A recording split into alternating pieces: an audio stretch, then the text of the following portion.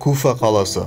Мұсылмандар абыр-сабыр, әркім өз тыныс тіршілігімен жүрген уақыт болатын. Қалада беделі жоғары, білімнің шыңына жеткен Нұғман ибн Сәбит те базарда саудасын жасап, арасында фиқ саласы бойынша мешітте сабақ беріп жүр. Нұғман ибн Сәбит ол Абу Ханифаның шын есімі. Ұстаздық еткен жалықпас, үйретуден балаға демекші.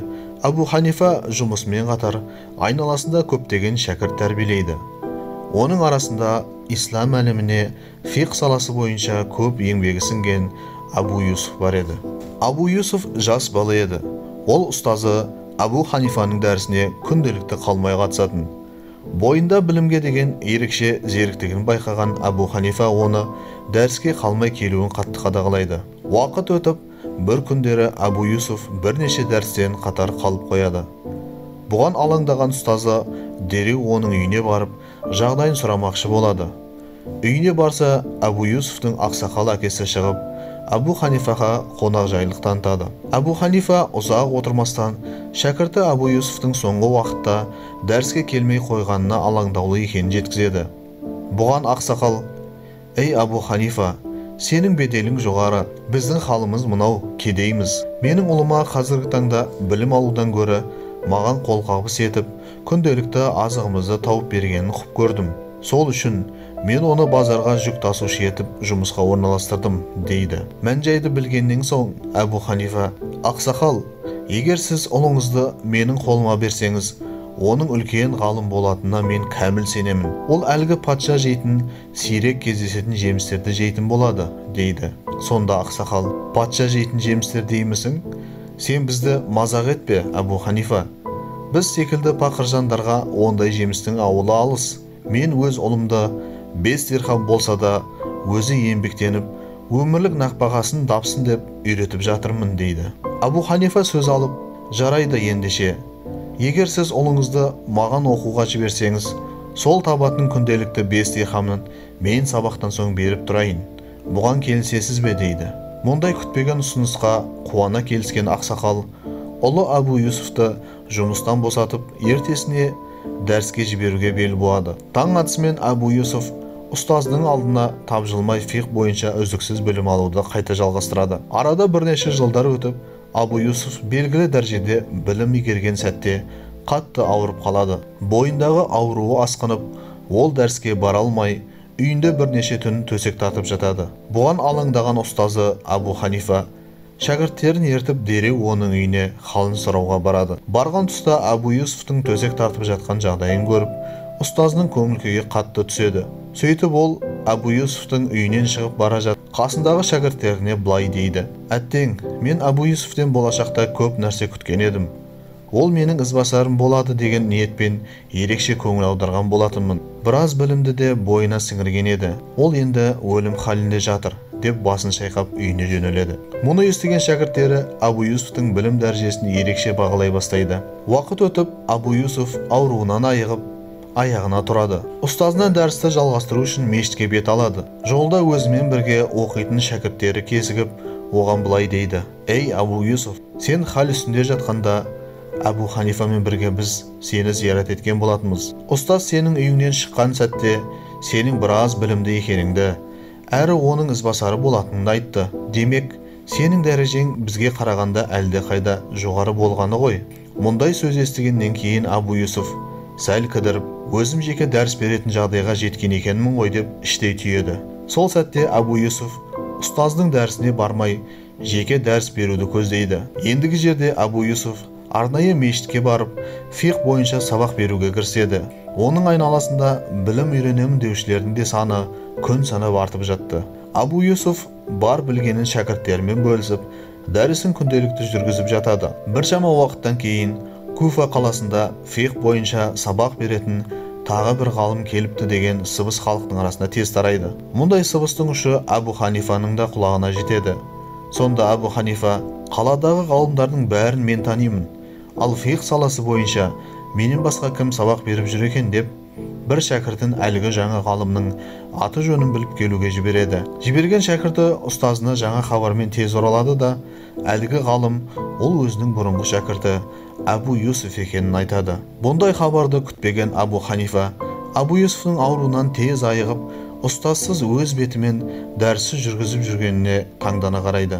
Бір мезет ойға шомылған Абу Ханифа әлгі шәкіртін шақырып, Абу Юсуфке барып мынадай сұрақ қоюды талап етеді. Бір тұтынушы өзіне жейде тіккізу үшін базардан мата сатып алады. Сол матаны ендігі жерде тігіншіге алып барып, жейде тігіп беруге тапсырыс береді. Тапсырысқа сәйкес тігінші жейдені тігіп болғаннан кейін одан артық мата қалады. Ендеше сол қалған артық мата кімге тиесілі болады? Егер Абу Юсуф сол артық мата тұтынушының өзіне тиесілі деп қысқа қайырса, қателестің де. Ал егер тігіншіге десе, онда да қателестің деп айт, деп Абу Юсуфке жөнелтеді шәкіртті. Абу Юсуф айналасында шәкірттерін жинап дәріс беріп жатқанда, әлгі Абу Ханифадан келген жас жігіт қолын көтеріп сұрақ қойғысы келетінін білдіреді. Абу Юсуф, мен сұраққа жауап беру үшін отырмын деп, оның сұрағын тыңдауға бет бұрады. Сұрақтың ілгерідегі мазмұнын естігеннен кейін Абу Юсуф артық матаның кімге тиесілі болғанын айтып, екі жауабың да қате дегенді естігеннен кейін әлгі жас балаға қарап, сен мұндай сұрақтың жауабын білетін адам емес сияқтысың. Сені кім жіберді маған дейді. Сол кезде жас бала, мені өзіңнің бұрынғы ұстазың Абу Ханифа жіберді. Ол сенің жеке дәріс жүргізіп жатқаныңды біліп, білім дәрежеңде сынағысы келді дейді. Мұны естіген Абу Юсуф дереу дәрісін тастай салып, Абу Ханифаға қарай бет алады. Мешітке кірсе ұстазы дәріс жүргізіп жатыр еді. Абу Юсуф бірнеше рет «Менің сұрағым бар ұстаз» деп қол көтергенімен, оны елеместен Абу Ханифа сабағын жалғастыра береді. Сонда Абу Юсуф жақындап, екі тізесін Абу Ханифаның екі тізесіне тигізіп, «Ұстаз, менің сізге қояр сұрағым бар еді» дейді. Сонда Абу Ханифа «Қандай сұрақ?» дейді. Ол сұрақтың мазмұнын сіз білесіз дейді Абу Юсуф.